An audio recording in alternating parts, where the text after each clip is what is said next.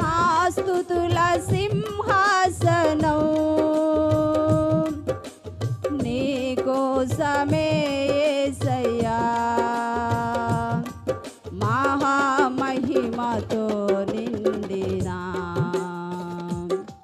కృపా సత్య సంపూర్ణుడా,